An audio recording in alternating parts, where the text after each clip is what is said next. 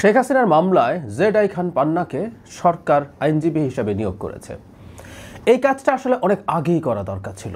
যে মামলাটা রায় হয়েছে সেই মামলায়ও জেড.আই খান পান্না আইনজীবী হতে চেয়েছিলেন। এখন প্রশ্ন করা যায় যে শেখ হাসিনার পক্ষে কি আইনজীবী দেয়া যায়, মানে কেউ চাইলেই কি হতে পারেন?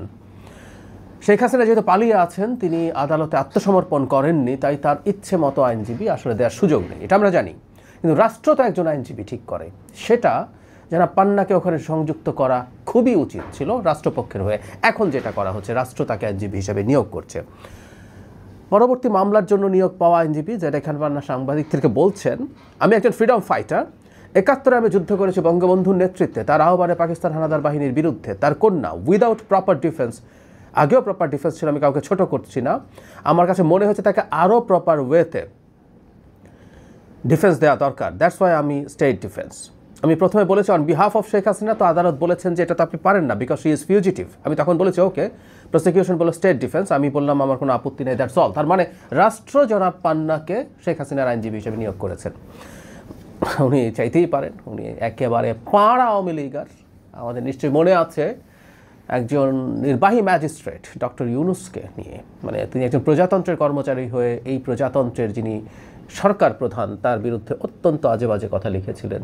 তখন জনাব পান্না তাকে স্যালুট ট্যালুট করবে টাইপের কথা বলেছিলেন। ফাইন, করুক, এবং উনি ডিফেন্ডও করুক, তাতেও সমস্যা নেই। আমরা আসলে একটা কথা বারবার বলার চেষ্টা করেছি, কেউ কেউ আমাকে ভুল বোঝেন এতে। সেটা হচ্ছে এই, মানে এখন যেটা হয় আর কি, মানে শেখ হাসিনার প্রতি বিরাট ক্ষোভ বিদ্বেষ এখন অনেকের দাঁড়িয়ে গেছে।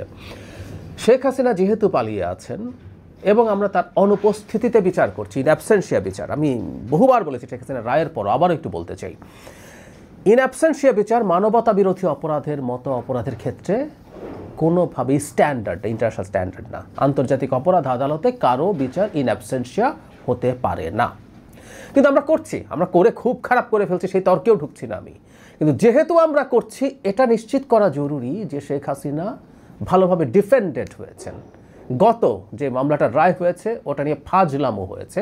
স্টেট ডিফেন্স যিনি করেছেন, তিনি কি করেছেন আমরা দেখেছি, এবং আবারও বলছি, ডেভিড বার্গম্যান কি করা যেতে পারতো, আমি দেখে খুব অবাক হয়েছিল। খুবই বেসিক, এটার জন্য লয়ার হওয়ারও প্রয়োজন নাই যে এগুলো করা যেতে পারতো। আমরা তার কোর্টের মধ্যে ছিলাম না, এগুলো কমন সেন্স দিয়েও আমরা করতে পারতাম, কিন্তু এগুলো তিনি করেননি। ফলে অ্যামনেস্টি ইন্টারন্যাশনালের মতো মানবাধিকার সংস্থাও এটা বিরুদ্ধে, মানে যিনি শেখ হাসিনার পক্ষে ডিফেন্ড করেছেন তার কর্মকাণ্ড নিয়ে সিরিয়াস প্রশ্ন তুলেছে, এবং প্রশ্নগুলো উঠতে পারলো।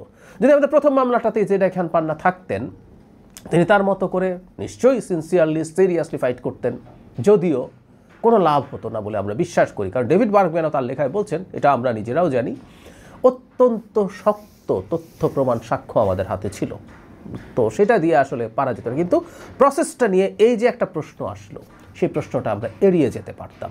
এবং এই রায়টা হয়ে গেছে, আমি যতদূর জানি এটা আপিল করা যাবে না, যেহেতু তিনি পালিয়ে আছেন। আপিল করার জন্য তাকে যে কেউকে আত্মসমর্পণ করে আপিল করতে হয়। সুতরাং এই যে রায়টা হয়ে গেল, এই রায়টা হয়েই গেল, এই রায়টা থেকেই গেল, কিন্তু সেটা নিয়ে প্রশ্ন থাকলো। আমি জানি না জেড.আই খান পান্নাকে, মানে এখানে আইনে বলা আছে যে কোনো পর্যায়ে যে কেউ চাইলে এটা করতে পারে। এখন উনি তো পারবেন না, রাষ্ট্র দিতে পারে। রাষ্ট্র তখনই দেওয়া উচিত ছিল যে কোনো ব্যাপারে বিবেচনা করে। আমি ধারণা করি, আমি জানি না এটা নিশ্চিত কিনা, আমি ধারণা করি রাষ্ট্রপক্ষ বা সরকারও খুব দ্রুত একটা রায় করিয়ে ফেলতে চেয়েছিল। জনাব জেড.আই খান পান্না আইনজীবী হিসাবে যদি রাষ্ট্রপক্ষ তাকে দিত, হয়তোবা, আমি নিশ্চিত নই, হয়তোবা এই মামলা পিছিয়ে যেতে পারতো। কারণ হচ্ছে ওয়েল ডিফেন্ডেড একটা মামলার সময় লাগতো আমি মনে করি, এবং সেটা পরে চলে গেলে চলে যেত। আমি খুব অবাক হয়ে যাই, এই ধরনের আলাপ আছে যে এই সরকারের পরে বিচার ঠিক মতো হবে না। মানে কেন হবে না আমি সেটাও আসলে বুঝি না। বিএনপি, জামায়াতে ইসলামী, এনসিপি, কে শেখ হাসিনা দ্বারা টর্চার্ড হয়নি? কে বিচার করতে চাইবে না? কোনো কারণ নেই। সো অহেতুকে তাড়াহুড়ো করে, তাড়াহুড়ো বানিয়ে এই মামলাটাকে প্রশ্নবিদ্ধ করা হলো।